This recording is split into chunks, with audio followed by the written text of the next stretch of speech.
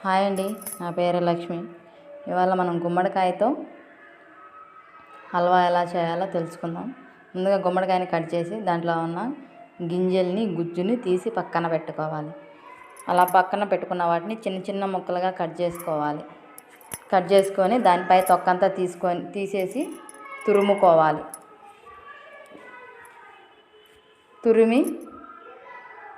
తురిమితే భిన్న తురిమి పెట్టుకోవాలి.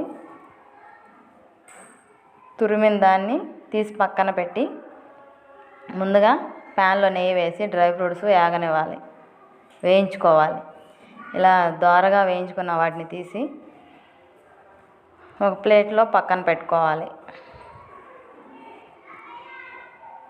నేను 3 రకాలు వేస్తున్నాను. బాదం పప్పు, జీడిపప్పు, ఎండు ద్రాక్ష 3 వేసాను. ఇప్పుడు అదే పెనంలోనే గుమ్మడికాయ గుజ్జు వేసి బాగా కలదిప్పాలి. మాడిపోకుండా చూసుకోవాలి.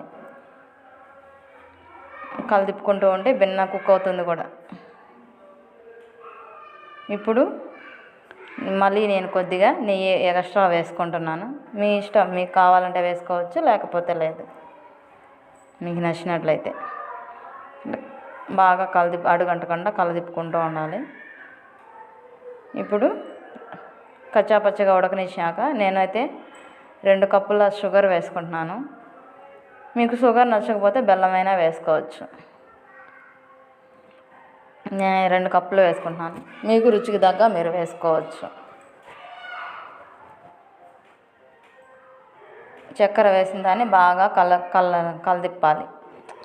కలదిప్పాక దాని చక్కెర కరిగే కొద్దీ నీరు ఎక్కువ అవుతుంది.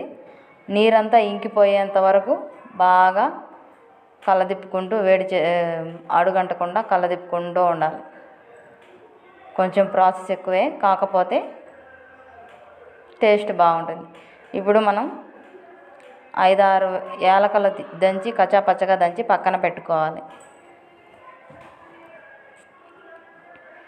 అలా పక్కన పెట్టుకోవాలి దంచి కచ్చాపచ్చగా. ఇప్పుడు అది నీళ్ళన్నీ ఇంకిపోయి బ్రౌన్ కలర్లో వచ్చింది. ఇప్పుడు మనం దంచుకున్న యాలకుల మిశ్రమాన్ని వేయాలి.